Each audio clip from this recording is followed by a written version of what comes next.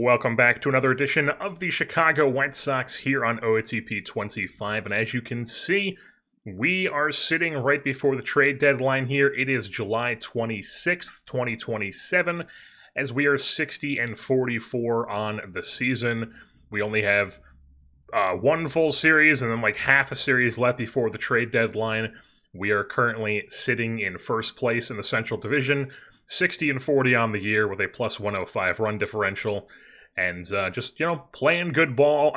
We're 4-6 in our last 10, so not playing good ball as of recently, but good enough to be in first place. But the Tigers are only one game behind us, so, we would like to win the division, and I think the obvious thing here to upgrade at the deadline is the pitching.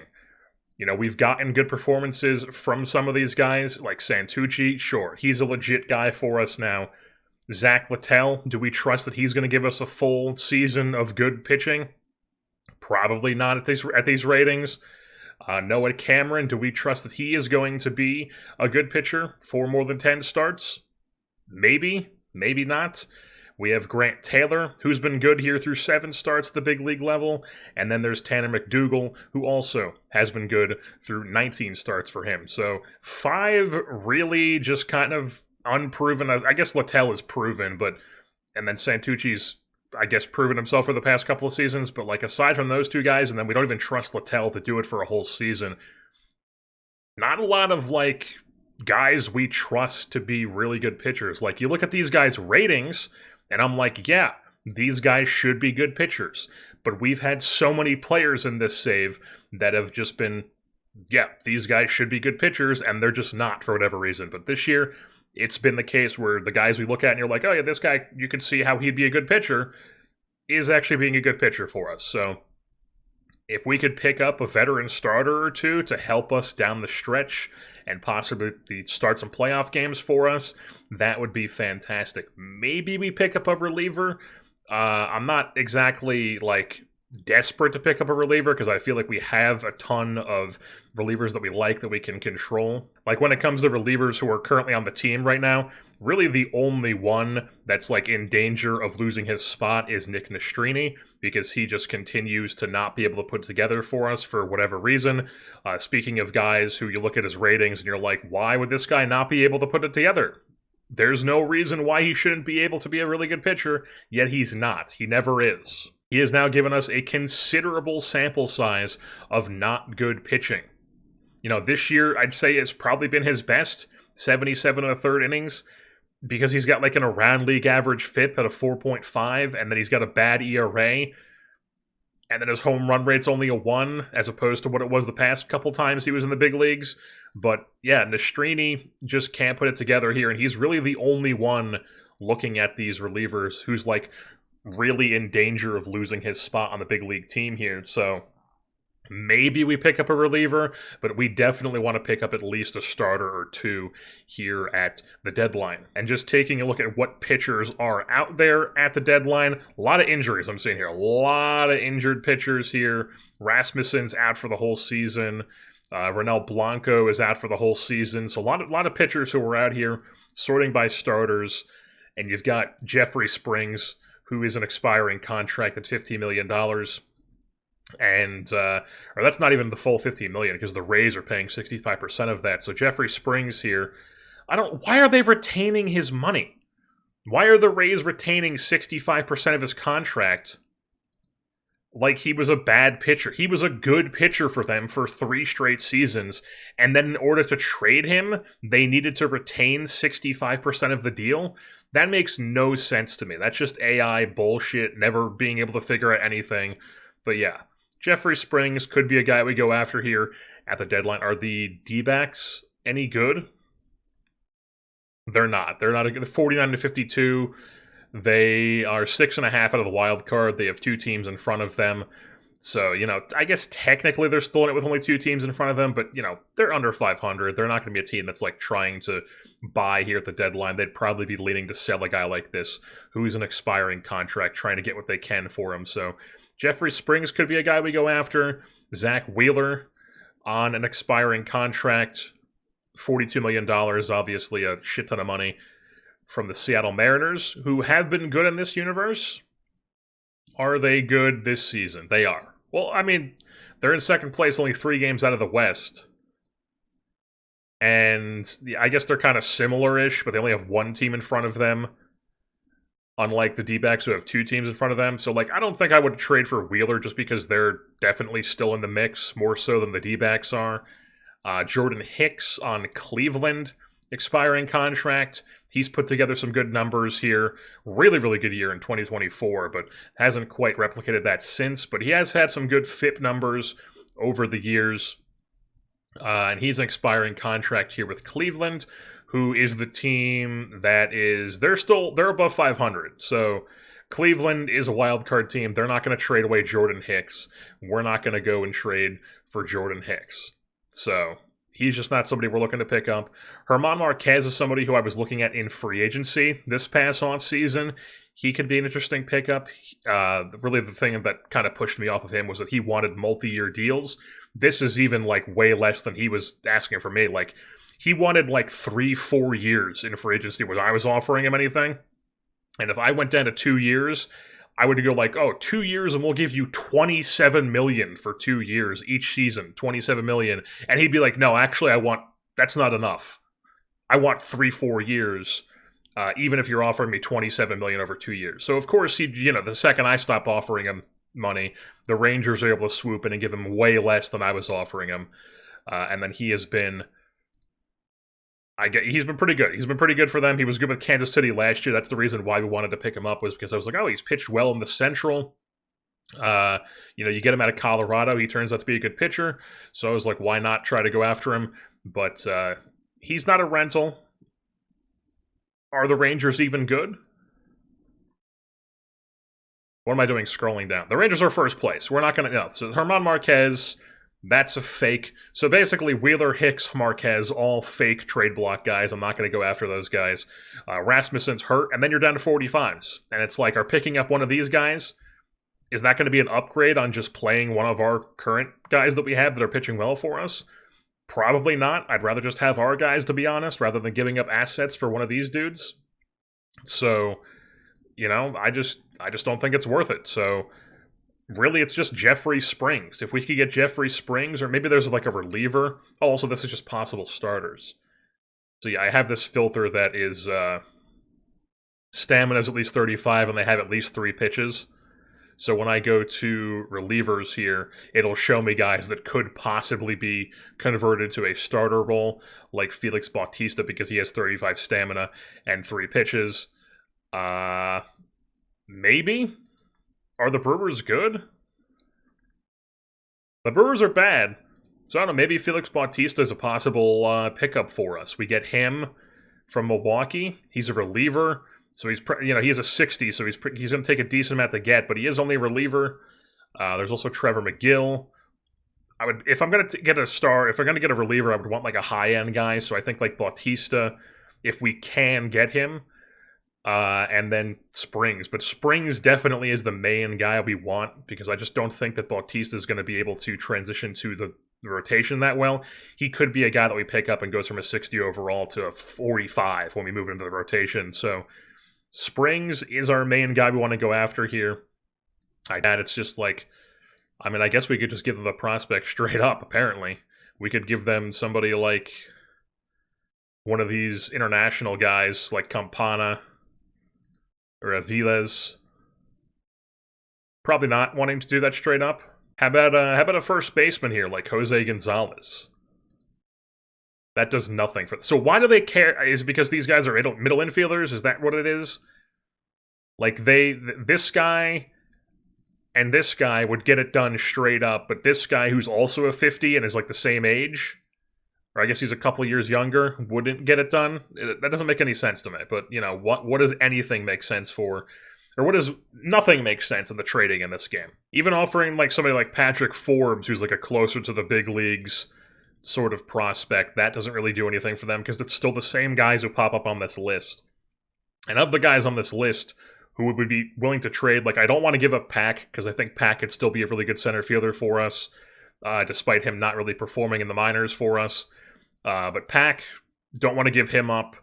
Campana, probably like him more than Aviles or Aviles, because Aviles looks like he has not great gap or eye, and the BABIP is lesser than the avoid K.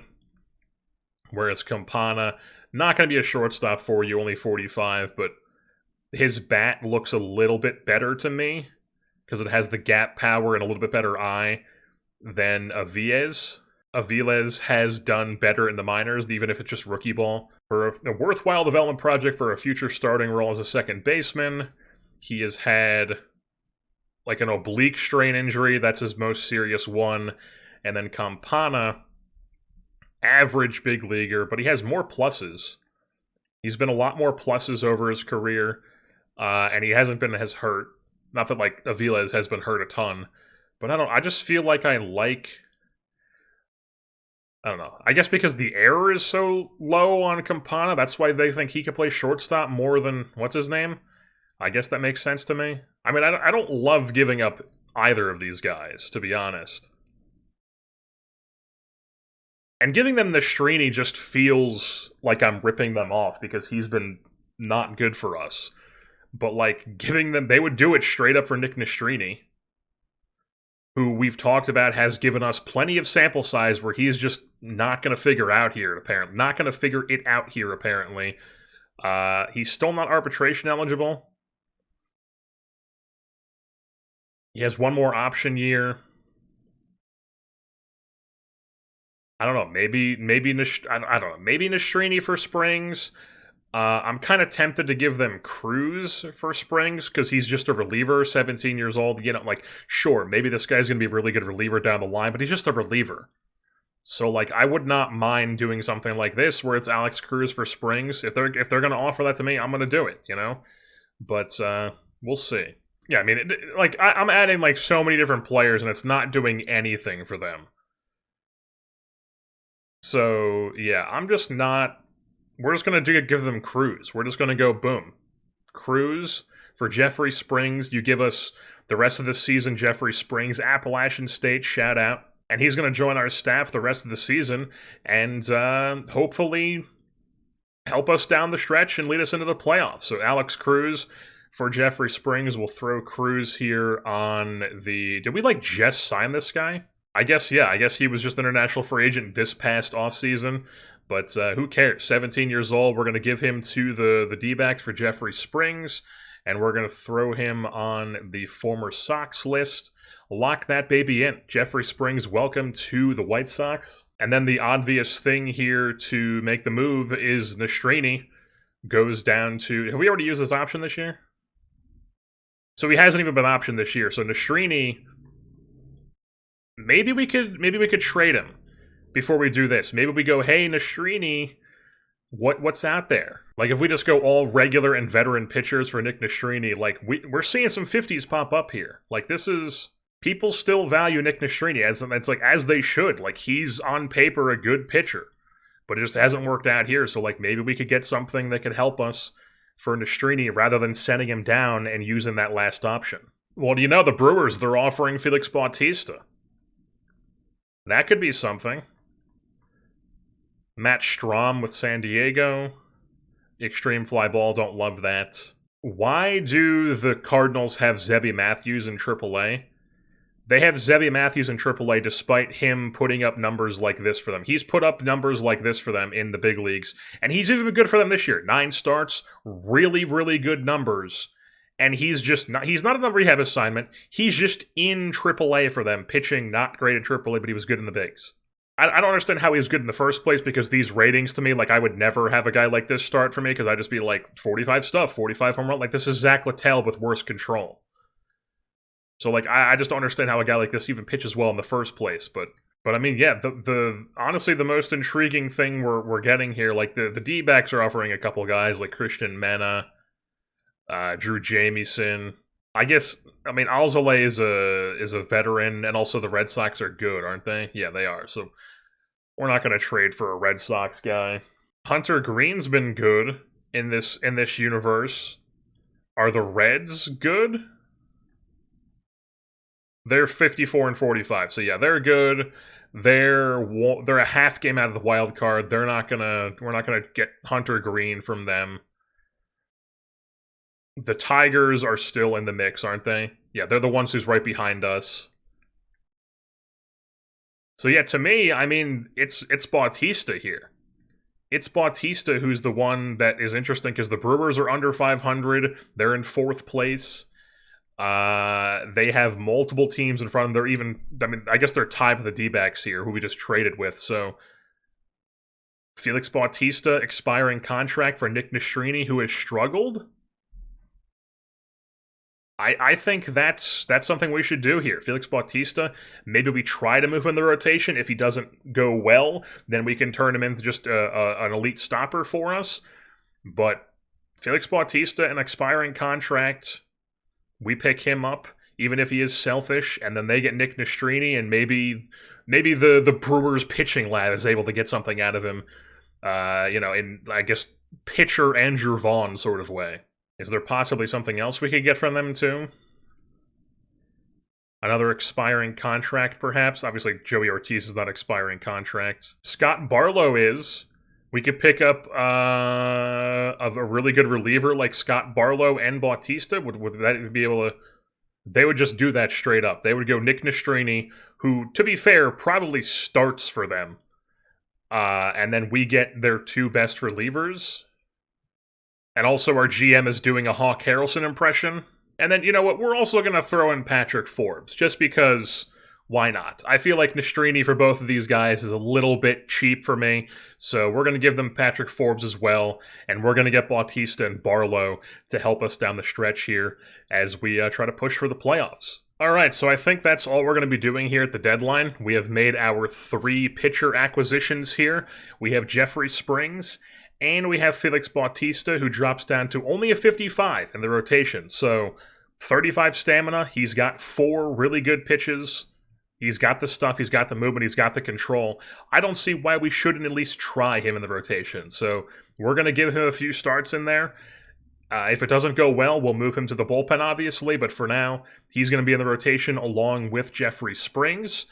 And we have Santucci, Littell, and McDougal are the other guys in the rotation. We have dropped Grant Taylor into a bullpen role for us. Hopefully he can continue to be good down in the bullpen for us. And then Noah Cameron was like the odd man out who got sent down to AAA. I'm sure he'll be back up at some point, but for now, he's in AAA for us. We also sent down Sean Hennon, so we have 1 less lefty in the bullpen, but we still have 2. I think that's fine. So this is what we're going to rock with here down the stretch. Those are the only trades we're making. We'll see how the White Sox are looking here at the end of the season. Quick little check-in here for you folks. It is September 17th. We are currently sitting 82 and 65 here in the 2027 campaign. You can see we've got a couple more series left at Chicago versus Cleveland versus San Diego, at Philadelphia, and then there's an at New York here at the beginning of October. So a couple more series, and right now we are 2nd place in the division. If we take a look at the expanded standings, we have a plus 96. The Tigers have a plus 169 run differential. We're 4-6 in our last 10, not playing our best ball at the moment. It's kind of been up and down since the trade deadline. The team has definitely not been as good as we would hope here down the stretch, but the Tigers also haven't really been able to pull away. They're W5 right now. They're hot at the moment, but for the most part, like, we just recently lost this lead. We're 2 games out. Guardians are only 4 games out. So this is a tight race here down the stretch here in the Central. And then the Guardians, they are the 3rd wildcard spot with the Mariners right behind them. So it is by no means guaranteed that we make the playoffs at this point if we don't finish strong, because we need to finish strong. So right now, as far as what's been going on, Santucci was struggling for a bit. He started to figure things out again, luckily. Littell has definitely struggled, more so down the stretch like I thought he would.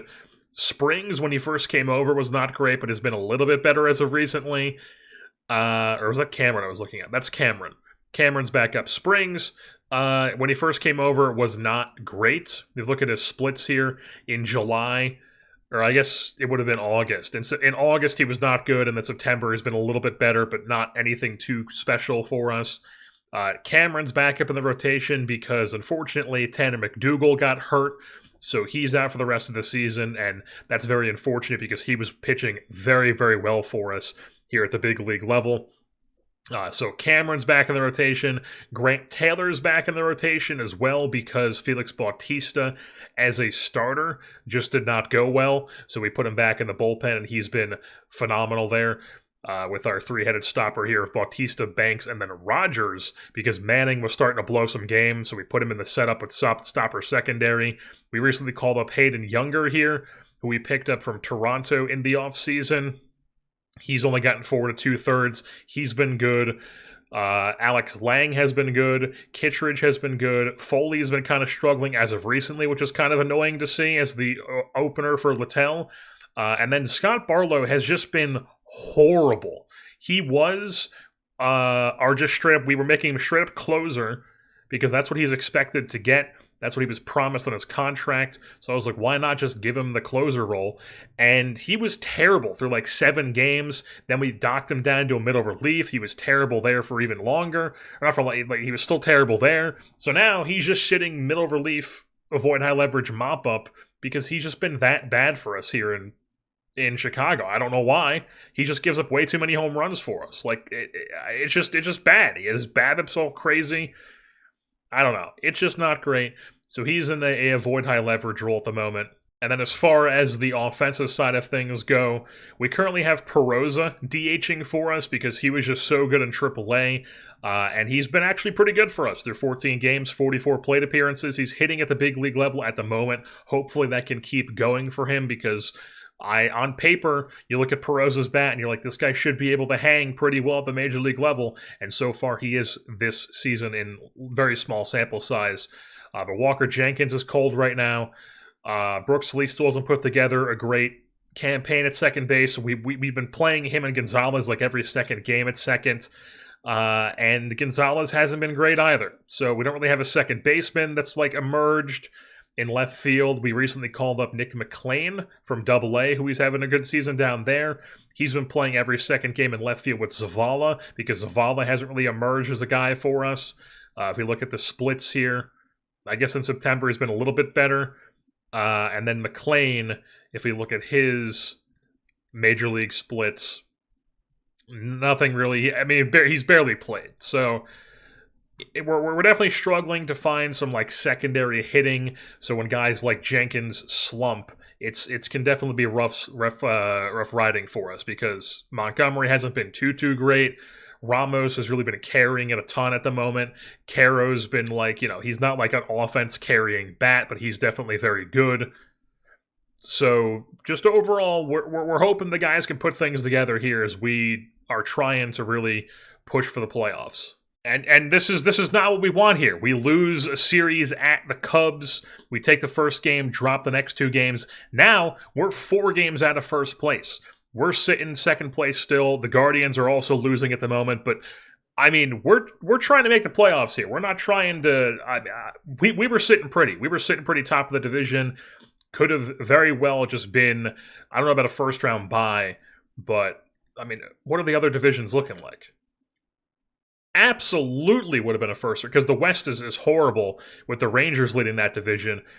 It would have been a first round bye for us. We would have bypassed the wild card round, but right now it's looking like we're going to have to go through the wild card round if we can even hang on to a spot in general, because it's not guaranteed.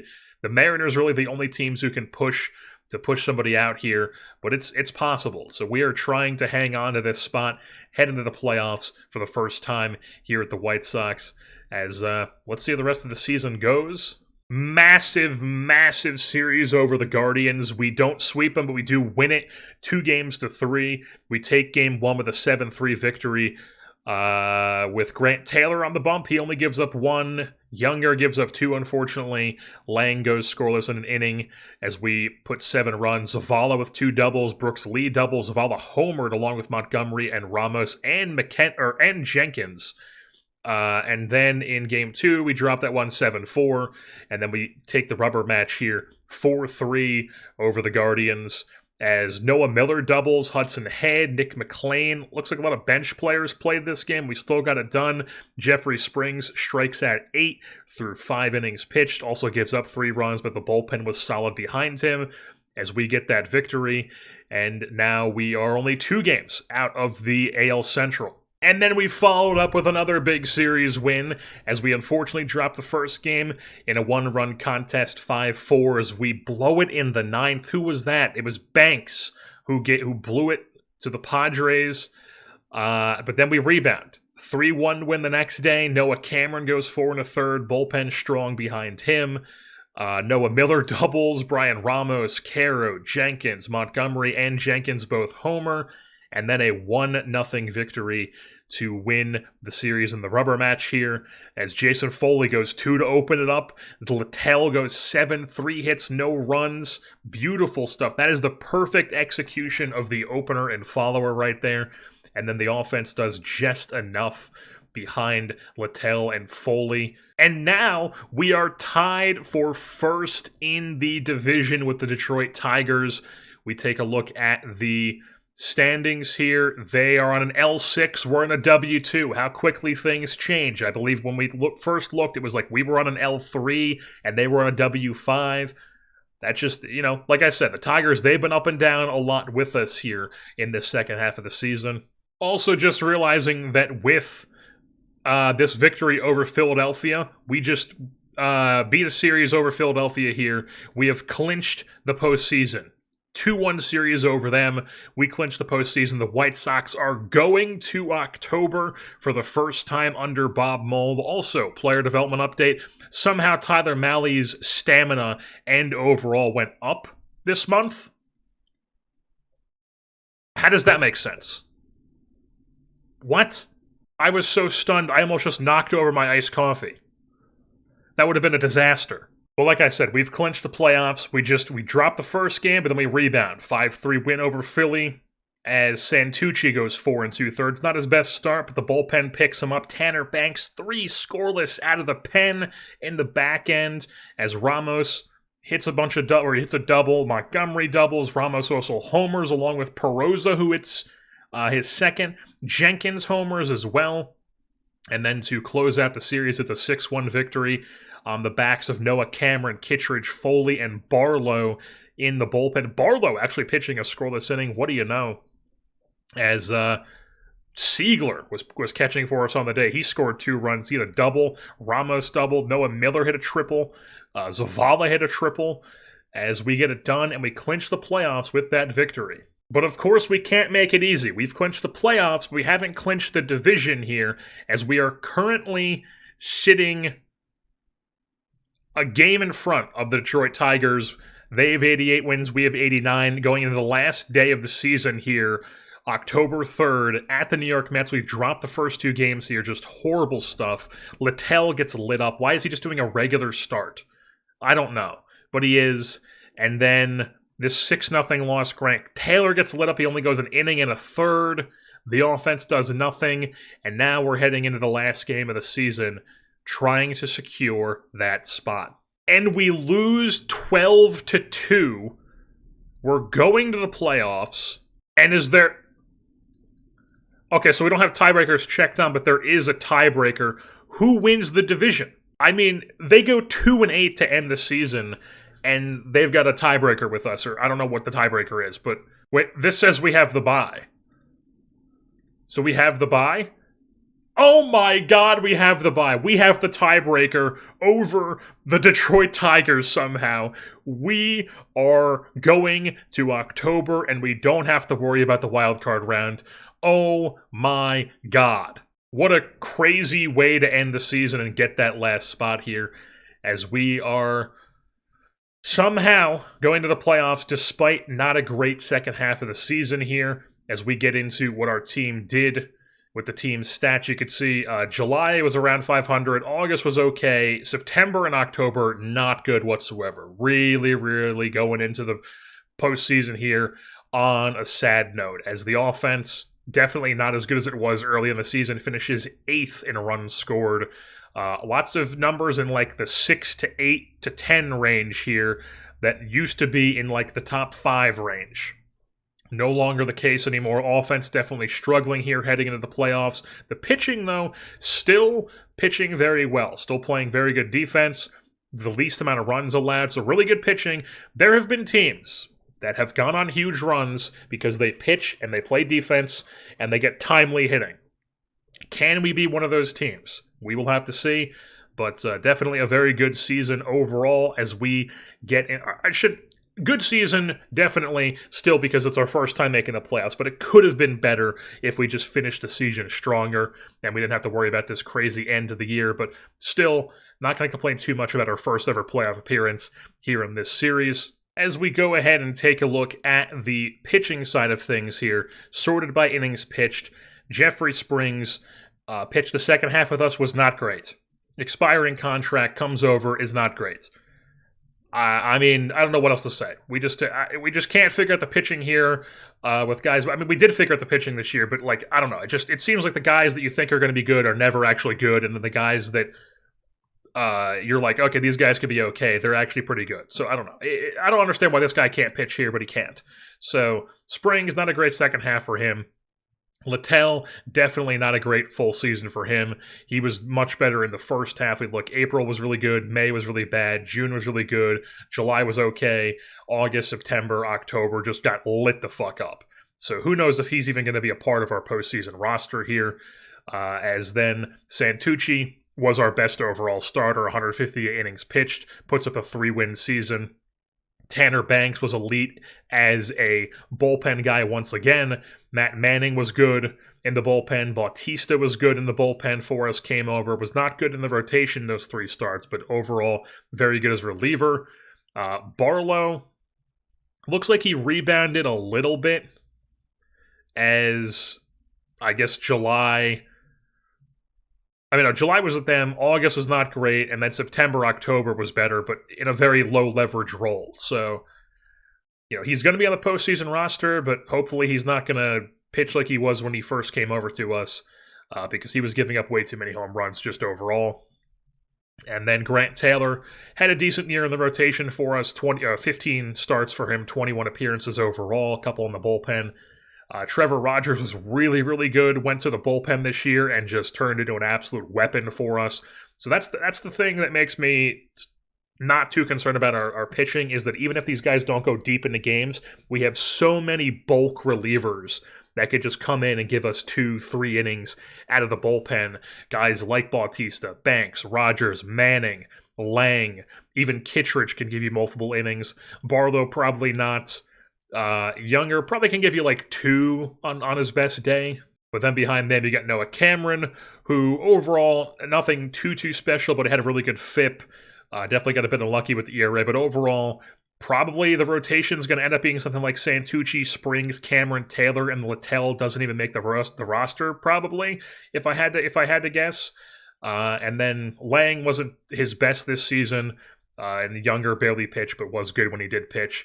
So, we like our pitching. We will see what it looks like heading into the postseason. And then on the hitting side of things, sorting by wins, Brian Ramos, 6.5 wins, 6.6 to be exact, 165 WRC plus, 40 doubles, 48 home runs, drove in 145, scored 110, struck out 16% of the time. He's just phenomenal. Brian Ramos, we've got him locked in for a long time. Through his age 32 season, most likely. And he just continues to be an absolute weapon for us. Edgar Quero puts together a 4-win season at the catcher position for us with a 118 WRC plus and 35 doubles. Walks a ton, top of our lineup. And he's, I guess he's not as good framing as he was last year, but he's not horrible defensively, so we will absolutely take that. And it's up to 60, actually. 60 framing for Quero. We will take that. And then Jenkins puts together a 4-win season. Didn't quite have the world-beater second half like he had last year for us. It was more so a first half for us, and then struggled in the second half, which is definitely worrying to see, but hopefully he's able to pick it up here in the playoffs. As then Colson Montgomery, not quite what he did for us last year, not quite what he did for us the first year, something in between. So, still a good player, but definitely could have been better for Montgomery. But we still like him, obviously. 20 home runs for him, 3-WAR season. Noah Miller, horrible offensive player, but just an elite defensive shortstop with a 14.8 ZR. That's the only reason he's on the team, and that's the reason he hit 7th for us. Brooks Lee continues to not be able to put together offensively, but plays a very good second base and even some decent shortstop now. Hudson Head, same thing with him, I guess. Not a great offensive player, and then is good enough defensively in center. And then Siegler, fine defensive catcher, whatever. Nick McClain barely played. Jacob Gonzalez wasn't great. Perosa ended up not being good in the DH spot, so we just kind of have like an up in the air what the hell we're going to do at that position. Baldwin was not good for us this season. Tobias was not good when he got run at the DH spot, so like I don't know what the fuck we're going to do at DH heading into the postseason, as it also isn't showing a couple guys who were on the actual roster, like Zavala. He's going to be our left fielder heading into the postseason here. One-win season for him, 26 doubles, 93 WRC plus, and I guess okay defense. And then obviously we know about Tyler Malley, who was good for us, obviously, and then tore his UCL, career over. Sean Armstrong tore his rotator cuff when he was good for us. And then Tanner McDougal also was really good for us, and he tore his meniscus. He still has 2 to 3 months left, so he will not be back here in the postseason, but that's definitely unfortunate to see because he was going to be a good starter for us. He is a good starter for us. And then just very quickly looking at the expanded standings here, we do finish with a worse run differential than the Detroit Tigers, but they were horrible down the stretch, even worse than us, on an L3 to end the year, 5-5 in our last 10.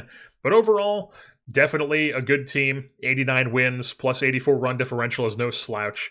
And really good at home, not great on the road. And then we're actually quite good in extra innings. 13-5 in extra innings, 31-24 in one-run games. And that's probably what cost the Tigers. They could have been much better. They were -7 on the Pythagorean. We were only -1. So then quickly looking through the hitting stats around Major League Baseball. Brian Ramos, top 5 in batting average here with a 321, also top 3 in home runs with 48, and he led Major League Baseball with 145 RBI. Big time stuff there, also 4th in slugging, 4th on OPS, did not mean to click on him. He also had the tied for most hits with Asbel Gonzalez of the Seattle Mariners, who is, I guess, a real-life prospect that I've just never really heard of. But yeah, Asbel Gonzalez, they got him from Kansas City, apparently. They got him from Kansas City, and he put together a really good season for them in his first full season in the big leagues. 50 doubles. Total bases was Brian Ramos. He had a ton of sac flies, apparently. The most extra base hits in Major League Baseball with 91, beating out Julio of Seattle. He had the 3rd highest ISO, the 3rd highest OPS plus, and then the 4th highest WOBA. So just really, really good season for Brian Ramos, as he just completely is just a dominant bat here in Major League Baseball. And then on the pitching side of things, the ERA leader, Robbie Snelling of the San Diego Padres. Tanner Houck wins 19 games. Zach Showalter saves 46 games for the Cardinals. Grayson Rodriguez had the highest WAR in Major League Baseball for the Baltimore Orioles, with Jackson Joe behind him, who has continued to be a very, very good pitcher in this one. Logan Webb now with Atlanta, and then Schwellenbach in New York. But then you also have Max Fried still in Atlanta. And that's the innings pitched leaderboards. Base on balls, Santucci walked a ton of guys. That's, his thing. He doesn't have the greatest control, unfortunately. Garrett Crochet leads the league in strikeouts. Former Sock, also strikeouts per 9. And then there's really nobody else from our team here, just Santucci on the balls. But then shutdowns, Andres Munoz of the Mariners, holds, Tyler Matzik of the Reds, and then quality starts. I don't really care. I don't even know why I'm talking about. I don't even know why I'm bringing that up. Then we move things on to the fielding side of things. Fielding percentage, who gives a shit? I don't give a shit about total chances. Errors, Noah Miller has 20 errors, but I've talked about why I don't really care too much about errors and why it can be definitely misleading. The guy's got a 14.8 CR, so, if he commits 20 errors, whatever, who cares? Also has the 2nd most assists. Ramos has the most putouts, the most double plays, because he played 154 games. Just so many games played by Brian Ramos. They had the most games started in Major League Baseball this season. They've had the most innings played. And then Caro, despite not being an elite framer, does have the second best catcher's ERA in baseball this season. And then the best framing numbers belong to his brother, Jefferson Caro, of the Milwaukee Brewers. Wait a minute, they're not brothers, are they? I just kind of figured they were brothers this whole time because they have the same fucking last name. But they're not. He's Cuban, and he's Venezuelan. You're telling me there's two big-time catching prospects named Caro, and they're not related? This is shocking news to me. I'm just looking this up now. This is genuinely shocking stuff. Not brothers whatsoever. This whole time I've just figured they were brothers because they're obviously two catchers who are big-time prospects. But no, they're not brothers. They're just having the same last name as two catching prospects. I don't know. Maybe it's because I was, in middle school or whatever when the Molinas were in their prime. Who knows? But, now I know they're not brothers.